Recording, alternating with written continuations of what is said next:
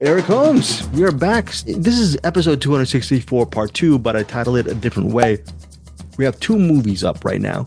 First up is Die Alone. You have interviews with Douglas Smith, who's an actor, and writer-director Lowell Dean. What can you tell us about these interviews? Yeah, my brain's kind of mush, so I don't remember too much, but I really Same here. Enjoying them. The Die Alone. Yeah, what did we talk about? I cannot remember. It's been a haze.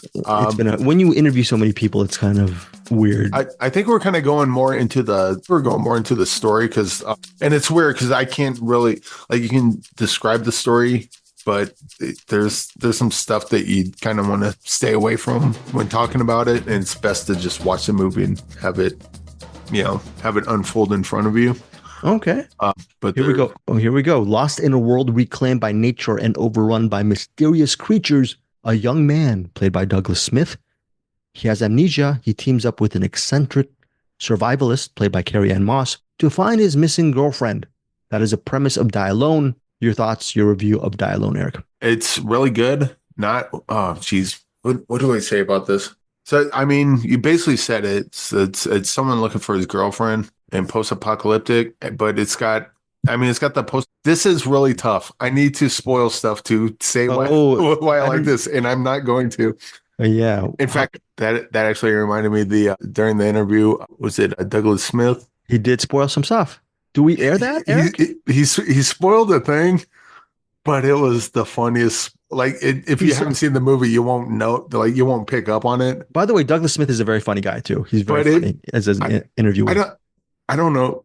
I don't know if he was trying to be funny when he did that though. It's just funny because of the scene. Anyway, this has zombies, post-apocalyptic stuff. It's kind of that, but it's also goes a little further. And this kind of, I'll say that this latches more onto story than movies like this do. Because usually this story is just a hanging to have zombie action or post-apocalyptic, whatever. The characters are definitely there, but I think the story is kind of what carries us through. And that's why it's hard to talk about it because, you can describe characters, but it's much easier to describe a story. And when you can't do that without giving stuff away, what do? I'm at a loss. Yeah. All I'm going to say is, look, I interview them too. Lowell Dean, the best way you actually mention a creature called zombie. He doesn't even like zombie, even though in your defense, it's part of the plot summary for IMDb. There's nothing you can do about it. Well, then if they're undead people walking around brains, that's zombie. They go if they fly around and I go bleh, and then bite your neck, it's a vampire. Full moon comes up and they turn hairy. That's a werewolf. So you can call it whatever you want, but that's what they are. That's what they are, yeah. And Die Alone, he wanted it to be called essentially a mystery, and it is a mystery because you're trying to figure out very much so what happened to the missing girlfriend. Why does this guy have amnesia?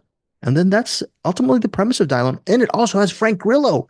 He is in the movie for a spell, and I ended up towards the end. I think Eric is right. It's more of there are some good action sequences in this movie, but it's really rests its story on it being just a nuanced drama about what would you do to find that person, that missing person, and how much you can what effects will you go to if you really love someone in Die Alone. Yeah. I really enjoyed it. I'm giving it 4 stars. It's in theaters, digital, and on demand October 18th. I think this is going to be one of those movies in which will be hopefully as many people will get to see it opening weekend, but this I feel will get more of an undercurrent of momentum as the weeks and months go by. It's hey, this is a cool movie. And Carrie-Anne Moss, if you appreciate her career and her talent as an actress, she has a very big role in this movie as well. Eric, your rating and your final thoughts. I kind of want to go 4 stars too, just for everything up until the last third or so when you start finding things out. But I think that part kind of made it better. So I'm going to go 4.5 on this. Oh, made it better. Okay, so because it would have been fine, if it was just doing the regular trajectory that it was doing, that would have been fine. But they went that, did that little extra, stank on it, and I was like, I like that. I like that a lot. Yes, and by the way, I got them to talk about the end of the movie, and the end of the movie will be for our CinemAddicts Patreon members first, early access, and then a week later I'll release it as well. So, anyways, Die Alone. Theaters, digital on demand, October 18th. And as well, Eric gave it 4.5 stars. I'm giving it 4 stars. Here's Eric's interview with Douglas Smith and Lowell Dean. Ooh, Yes. real quick. If you watch Die Alone, then watch the interview, you'll know exactly what I was giggling like a little girl when Douglas Smith says a thing. I know that was pretty funny. All right.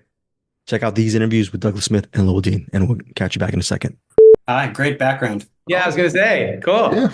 Thank you much. I made it myself. How you guys doing today? Good. How are you doing? Great. All right. Trying to get everything in order, and we have it in order now. All right. I'm here with Lowell Dean, writer and director of Die Alone. And I'm not alone because I also have Douglas Smith, the star of Die Alone. How you guys doing? Great. How are you doing? Great. I guess we'll start off with what got the project together and specifically what got you two together on this project. I spent about 10 years trying to get this movie made. And, one of the final pieces was Douglas. Douglas came on and played Ethan, which is the lead in our film. A man with amnesia, just desperately looking to find his girlfriend in a dark and dangerous time. And that's the idea. And Douglas, what kind of brought you on? Like, did you hear about the script going around, or did someone bring it to you? And kind of what was your thoughts when first writing it? Because this movie's pretty, it goes places. Yeah, it does. Jonathan Cherry, who's in our movie and Lowell has worked with a number of times. I was working with Jonathan Cherry and he brought up this project to me. That's the first time I heard about it. Then I got contacted shortly thereafter by my agent with the script, but it was Cherry. He was just like, man, my buddy Lowell's script, you'd be perfect.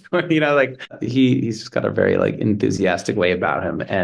And so I looked at the pitch deck first. Cherry sent it to me and God, what is Cherry's character's name in our movie? Jonathan Cherry plays Tom. So Tom is the guy who shows up at their house around the middle of the movie and he's trying to break in. And you've got Kale. Yeah, you've got Kale. So Cherry is, I wrote the role for Cherry because I've worked with him for, years now. And my version of that story is we were having a hard time getting the movie made. We had Carrie-Anne Moss on board, but we didn't have an Ethan. And we had, distributors had opinions and producers had opinions. And I had a certain kind of character I was looking for. And Jonathan Cherry called me one day and he's like, I'm making a movie. And the guy in this, I swear, he's exactly like what you're describing for Ethan. Like, you got to look at this guy. And this, if not that day, the next day, we got a list of actors that they wanted to approach. And Douglas Smith's name was on that list. And I was like, why do I know that name? That's the person Cherry literally told me about maybe a day before. And it felt like the universe was like pushing us aggressively towards Douglas. And then, Carrie-Anne Moss, who plays May, she was a big component of this film. And, she's not just, the lead in it. She's also involved as, producing aspects too. And she had approvals over things. And when she saw Douglas's name on the list too, she was like, that's the guy. That's the guy. So it was like so many factors went into Douglas being Ethan that to me it felt almost inevitable. It's cool to hear your side of it. I never heard totally your side of it like that. Oh yeah, it was like I'm not like a big this is fate person, but like a lot of dominoes kind of pointed in your direction. Hilariously, not unlike with Frank Grillo being Kai, because we got a list from the distributors of like 5 actors, literally just 5 who they would like to be Kai, and one of them happened to be someone that I was Zooming with, not the year before, and I could reach out to. So every now and then you're like, okay, I think this makes sense. I don't know who the other 4 names were, but if Frank Grillo's on there, you made the right choice. Yeah, exactly. So you said you did have some problems early on getting this movie made. I'm assuming the script was kind of, you're the writer director. I'm assuming the script is what I saw on screen. And what's the pushback? Because it's definitely a lot different than movies of this type. But I think I would imagine someone read it go, hell yeah, let's do this. I can't fault anybody for how long it took to make other than me. I think like the first few drafts of the script were a little different. It was probably more conventional. Ethan always had amnesia, but the way things play out, and I can't really talk about it because of spoilers, but the whole back half of the movie was different. It was far more conventional, and it was more just like the main guy was kind of a problem for his girlfriend because he was dealing with amnesia, and we were also dealing with an apocalypse. So it's like the worst person to be on a road trip with when you're in danger, like, because it's not even like a child that you could say, be afraid, there's something around this corner. You're walking around with someone who literally every day doesn't know that if they go around a corner, they could die. So it was more of a conventional love story. And then as I shrunk the script and tightened it, I think it got far more interesting and far better. And but yeah, took a while to get there. And Douglas, I always like to ask this of actors, just what's kind of when you look at a script or a project, and what's kind of the special sauce that makes you say, I want to do this versus not for me, or just not interested at all? Gosh, I think that like you read a script and you think, okay, you always want to like it, but it just keeps, you turn a page and so often it can let you down. And so the script did not let me down. It just kept getting better the more I read it. And then, thinking about the character and thinking about, I think the first read, I was like, there's a lot of like zombie killing. There was a little bit more on the page. And I was like, I hope I can, do that. I don't have too much experience with that, but like the human aspect, the sort of the relationship aspect, the connection with both May and with Emma, that was something that I felt like I really could personalize and get behind it and see that like character's path and how I would want to do it. I was a little unsure about how to do the action, like I didn't know how much was going to be me versus, like eating. Sorry, never mind. There's stuff that happens toward the end. I didn't know how Lowell was going to shoot it. I don't have a lot of experience doing that. I just wanted to make sure I could be like, look cool doing it. Yeah. I almost like gave away stuff I probably shouldn't, but the human part of the what story, you were talking about. Sorry. Yeah. Oh my God. Yeah. I'm sorry. I just realized what you were talking about right there. Yeah. Those were crazy days, like crazy days. Just like, wow, this is wild. Well, this was a family show. Hello, kind of on your kind of similar question, but when you're working on a project, you're going to be on that for a while. What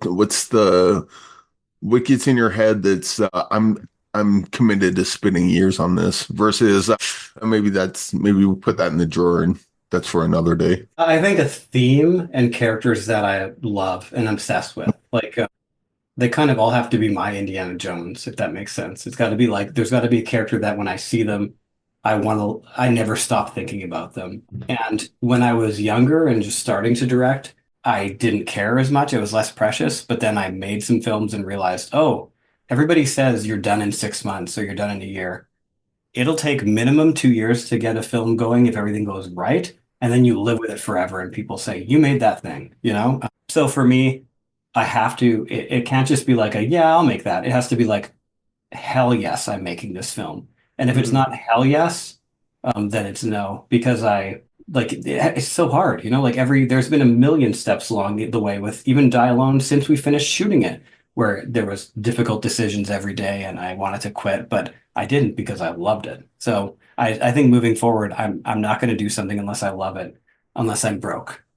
Oh, well, that's a good reason too. And this one's for both of you. What's a movie that each of you can recommend that you really like and you wish that more people would see? It's tough. My brain is fried right now. Well, I mean, I'm in a whole like Paris, Texas, The Searchers thing. That's and I think it's a good watch with Die Alone. So John Ford's The Searchers and Wim Wenders' Paris, Texas. That's actually not bad. That's pretty good. But they're searching for a woman, John Wayne is searching for the two women that get abducted by the Apache, and then in Paris, Texas, Harry Dean Stanton is just wandering through the wilderness searching for his wife who ran off and is a sex worker. And in our movie, Ethan is searching and like going through this abandoned town for his girlfriend, and it's for a different reason. But it's like the searching, like it's like it could be a good bill for at a movie, like one of those cool little movie houses that do like old movies and stuff, like a theme, searching. There you go. That's good. I mean, I don't have a clever answer, so I'll just say the last movie I saw I liked, which is Rebel Ridge. I mean, it's I just watched that on Netflix and I loved it. It was not what I thought it would be, so that's the best thing I could. I gotta see that. I keep forgetting about it. I'm gonna watch it. Yeah, I was it's thinking not what I I thought it would be. was thinking of Missing Rebel Ridge, and I was like, nah, that's a good one. It is good. But Yeah, Die Alone comes out October 18th in theaters. Lowell, Douglas, love the movie. Love you guys. And thanks for joining me today. Can I take a picture really quick of you and your background? Do you mind? Yeah. Cool. Nice. Whoa, what? It'll look That's all great. tough. That's great. All right, guys, you and I, Eric. That's not you and I, meaning you and me, Eric and Greg. It's Yeah. more like Summer Shelton and Clayne Crawford. They band together to produce Summer's, I don't know if it's her feature debut, but she directed, she wrote, and she edited You and I. It's an indie drama about just two people who've had a connection for quite some time, and they reunite over a mutual friend's birthday, and they spend a weekend just rehashing the past and realizing that both of them continue to have a draw for each other. So that is the premise of You and I. It's an intimate drama. This is Yes. directorial debut. Oh, by the way. directorial. Thank you. That's the only thing she's directed. She's produced a bunch, acted a bunch, but actually she's done just about everything. Looking at her IMDb, she was even in additional crew. She even additional crewed, whatever that is, but she did it. Yeah. And so, Eric, you interviewed Shelton and Crawford. I know it's your memory, if your memory serves, not so good. Do you remember anything about your interview with Crawford and Shelton? How did it go on Monday? Yeah, mostly kind of leaning on Clayne Crawford to get a sense of like, because this movie is like really quiet and there's like characters not saying anything for long stretches of time, but I'm able to get into their heads. I was able to do that with Killing of Two Lovers. I was able to do that with Integrity of Joseph Chambers. I was able to do that with this.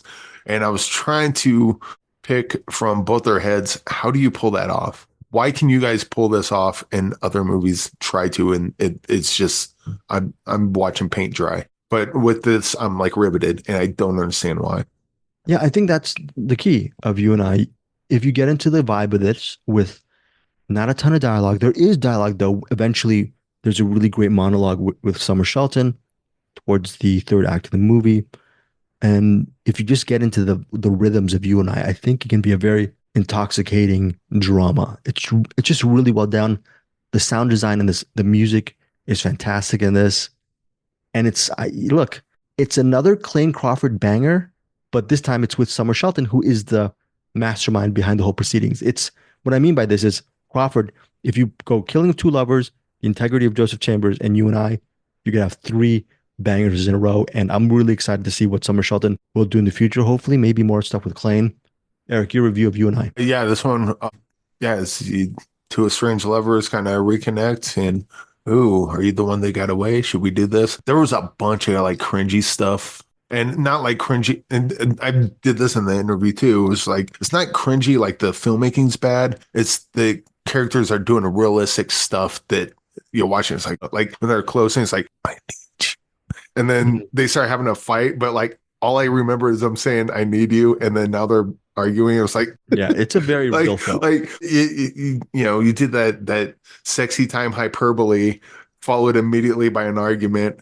And then all I can think about is this sexy time hyperbole. And I was like, oh, you'd probably wish he hadn't said that. Everyone wishes nobody had said that. It's a very real film. Yeah. There's early scenes with them and their friends together. And they're having like, just normal conversation stuff.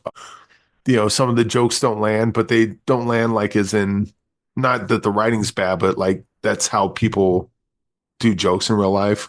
Yeah. It's just very realistic. It almost feels at times like you're just in the room with these people just watching it because and that was another question I asked. I was like, I was writing for this because everything just comes out so natural. Like none of this. So you see a movie like this normally, you're going to get the writer like trying to come up with clever lines or quips or these things. There's like none of that here. Everything is just like right above board and like just plays it straight and realistic and very subtle too. I think that's maybe why I got drawn into this more than I do other things, because the movie's not trying to be clever. It's just trying to be realistic on these two people's relationship. And then they play with them a lot with the amount of downtime, air quote downtime when no one's saying anything or doing anything. It's really easy to get inside their head and know exactly what they're thinking. It's a magic trick that Summer Shelton had pulled and Clayne Crawford's been a part of at least 3 times, probably more, I imagine. But yeah, this movie's great. Yeah, I'm giving in you and I just honestly, I was gonna go 4 stars, but 4.5 for me because it's a really it felt real. It feels there are times when they're saying lines that I don't even think they're scripted. It just really, like Eric said, it feels like you're peeking into what's going on within this couple who were once estranged, and but they really deep down inside they have a deep care for each other, and you're wanting to know what will happen at the end of this weekend. It is a fantastic film. Eric, your final thought and rating? I will go 5 stars on this as well. And, much like we talked about exhibiting forgiveness, I would say this is not my type of movie, but Clayne Crawford's in it, and Clayne Crawford is in my type of movies, so I can't really say that. But I will say I'm not surprised because, Clayne Crawford in a movie like this, I figured I'd like it, and lo and behold, I did. Very excited to see what else Summer Shelton comes up with, because just the way she, her writing, I didn't read the screenplay, so I don't know, but the dialogue doesn't feel like written dialogue. It feels like, and the actors in this don't feel like people reading lines. It feels like people living. And she does good with the pacing too. The pacing of the film is well done. Yeah. And the quiet moments I think are earned, and it kind of needed it sometimes. Like just you've seen an argument or something, and now you see them quiet, and you're just trying to process that argument you just heard and what they're thinking, what he's thinking, what she's thinking, and I don't know. This shouldn't have worked for me, but it did, and I blame Summer Shelton and Clayne Crawford. Yeah, blame them. Yeah, definitely blame them. It's all your fault. Quit making a movie. It's all their fault. Also, I want to say this, you and I, as far as the rewatchability factor, because you understand what's going on, I think it'll have a even deeper experience the second time you see it, because you know what the stakes are, the body language, the pacing. The weird thing is, I think watching this one time is kind of like a rewatch, because if you've ever been in a relationship that kind of maybe could have came back together and then fell apart not for whatever reason, for the reason it fell apart the first time. Mm-hmm. Like if you've ever been in that situation, watching this is probably either A, going to give you PTSD, or B, at least make you go, oh yeah, I remember doing that. That was a mistake. What's a relationship, Eric? Never heard of those things before. So it's when mommy bird and daddy bird rub each other because they're very, very cold, and a baby bird comes. or we live in new times, or any kind of birds. 2 birds together, just 2 birds. That's all you need. But you know what? What you need is you and I get like Eric says, get this movie in your veins. Opens in theaters, only in theaters, October 18th. Here's Eric's interview with Summer Shelton and Clayne Crawford. And thanks again for listening to us on CinemAddicts. But here's the interview. So I'm here with Clayne Crawford and Summer Shelton. Clayne Crawford, star of You and I. Summer Shelton, writer, director, star, editor, producer. I'm sure you work crafty and everything else in You and I. This was a fantastic movie. What got you guys together on this and got the ball rolling? Oh, well, first, thank you for your kind words and having us here today. I actually, during the pandemic, I, like a lot of people, binge watched a lot of TV shows, and I stumbled across one that a lot of people wanted me to watch called Rectify, that had our fellow co-star Lynn Edwards in it. And it's through that I discovered my talented co-star Clayne Crawford, because of his portrayal of a character named Teddy Talbot, who reminded me of a lot of Southern people in my life. And I thought, who in the world is this person? So it's through that I kind of went on a little scavenger hunt for more of his work, and then saw Killing of Two Lovers. And I was inspired to write this role for him kind of through those performances. Yeah, I know I can speak for my co-hosts with Killing of Two Lovers, Integrity, Joseph Chambers. Those were 2 of our favorites of the year that they came out. And both of them have a really kind of slow aesthetic, not dissimilar to this one. But they're like, you'll have a character kind of just not saying much or not doing much, but you can get in their head. And this happens in this as well. How do you do that? And there's other movies where like the characters are doing kind of a similar thing, and I'm like, yeah, let's just move this along. But like with these ones, there's something that when the character's staring off, I'm there with them, and that's not an easy feat, because other movies do that and it just doesn't work. I don't know. I think I know that when I watch films and then I'm interested in someone, I think it's the filmmaker giving us the opportunity to have that insight to their quiet moments. A lot of times, because they're talking, there's a lot of dialogue in films, which I'm really interested in. can I create a character through my actions and my behavior? And so to do that, you really have to kind of immerse yourself into the character and kind of just, all the words, like be present. And I think if you can truly kind of find that place of where this individual is that you're trying to portray, and you can kind of live honestly, I think the camera sees things that sometimes the human eye doesn't see. So I just try to get into those places. So as it relates to kind of there being a connection between the films, it's definitely something I'm truly interested in. Those kind of characters that are quiet, and again, it's more of the filmmaker allowing us to have that time with the individual. And so, Summer, I guess I'll ask this kind of on the same thing. What does this movie look like on a script? Like, how much of this is written out versus how much, since it's really short, do you just kind of just go and play with it on the day and then just see what you come up with? Or how much is on the script and how much of it is jazz, like on the set? Well, it's interesting. I mean, with this film, I really try to approach each script as a bit of a blueprint. I try not to be too precious about it. And I think the plot beats are there. And I feel like the script hopefully did a good job of encapsulating the tone and mood and spirit of what these two people mean to each other.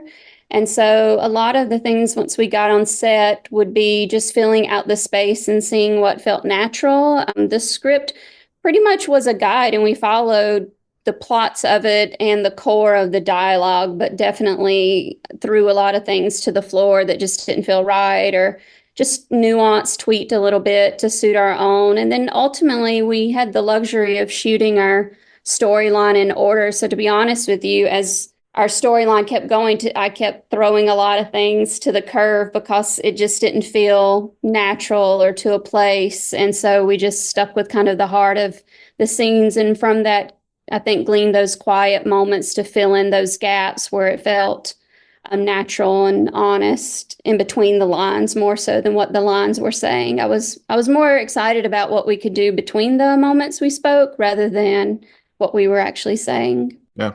Can you give me an example of like something that was in the script that maybe we got on set and just kind of tweaked it a little bit or just changed it? Because like, as you mentioned, like a lot of the stuff the characters are saying are not cliche for a movie, but cliche for a relationship like that, where like, two people in a relationship would say stuff like that. And I was like, oh yeah, I've been there. But it's also real in those moments. Yeah. Well, I'm flattered that you've been there. And I think that's my hopefully goal, is that we can all connect to that in some way in some of those words. But I mean, honestly, the entire opening of the film kind of changed a lot because once we got on set, I think originally it was scripted to be much longer. There was a lot more backstory and little nuance and behavior between the characters in the opening scene at the bar. And once we just got in the space, it felt over scripted, and I knew it. And so we reshot it because I know how important the opening of a film is. And once you get bodies in a room and you feel the energy, it just didn't kick off the way that I wanted to in that moment between Sarah and Joseph. And Clayne and I collaborated and pretty much found a solution that took 10 pages and 2 days of shooting down to less than 5 pages and probably less than half a day, and to shoot the opening bar scene of the film. So that was exciting to me once we do that, because that gave me a lot of just confidence to know, like, when you feel like something's not right, just stop. And I wasn't afraid to do that. Yeah. And Clayne, you've just been in banger after banger. So when you get a project falls in your lap, what's the difference between a project that, yeah, I'm going to do this and it's going to end up being awesome, versus not for me or not interested? I think it's always important that someone has something to say. And Summer certainly did with this. I realized quite quickly when I was reading the material that this was a personal story. This is her story. And I think that there's a level of detail and passion when a writer-director is telling a story that's kind of close to their heart. It's quite vulnerable. So I'm certainly drawn to that. And honestly, up until recently, I was only interested in telling stories that just seemed removed from Hollywood and from the Hollywood idea of kind of where film has been, the direction film was kind of heading. And I was curious to shoot in, small towns across the U.S. And again, when Summer sent me this, it just kind of makes sense. And like Summer was kind of saying, I too was at home kind of twiddling my thumbs, and I was in between making one of my own films, and it was just like, you easily get bored, and just kind of had that desire to get out and create. And the fact that Summer was shooting this, literally a couple hours drive from my home, it was a bit of a no-brainer. Yeah. What's the difference between being in something, a smaller movie like this, and just like a big Hollywood movie? Because on one hand, I think these would be more fun, but on the other hand, you don't have the resources that you would in like a larger budget movie. But then probably dealing with less headaches too, I imagine. Yeah, and I don't even know if that's the case anymore. With technology being where it is, you can tell a beautiful story on your phone and cut it on your laptop. And I think we've seen, the 8K, we know how beautiful and amazing. And I think sometimes when it has a raw feel, I think we're more invested. But to answer your question, there's a lot of distractions when there's hundreds of millions of dollars involved, and there's a lot of pressure not to fail. And that's kind of the approach that you come to set with, as opposed to kind of, you said it before, jazz. We all just come and we just want to collaborate and kind of trust our heart, guide, and let our own taste kind of guide us. And that sometimes gets lost on the bigger production. So I'm certainly drawn to the films that I try to make. I want to keep them intimate, and that relates to size of crew and cast, so that when we're all in one room, it never feels overwhelming.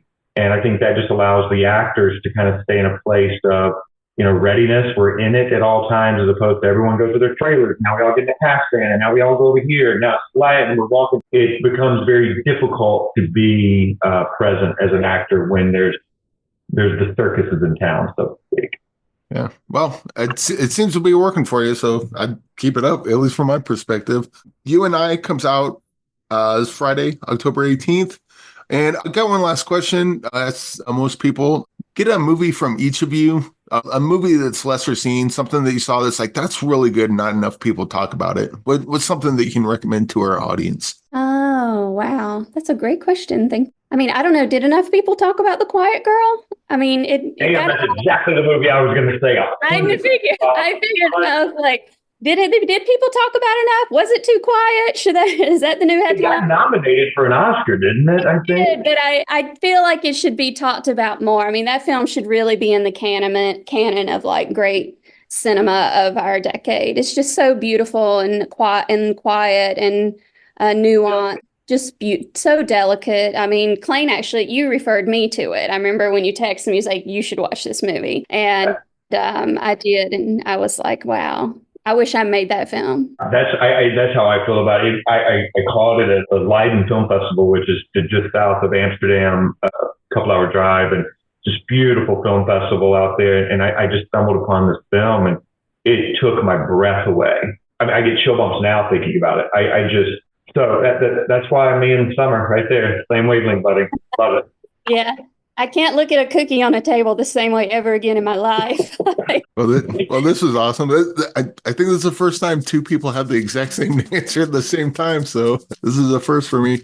But Summer, Clayne, congratulations. The movie was great, and can't wait for everyone else to see it. And I wish you guys all the success, and I look forward to seeing what you both have in the future. Thank you so much, Eric. Pleasure. Thank you.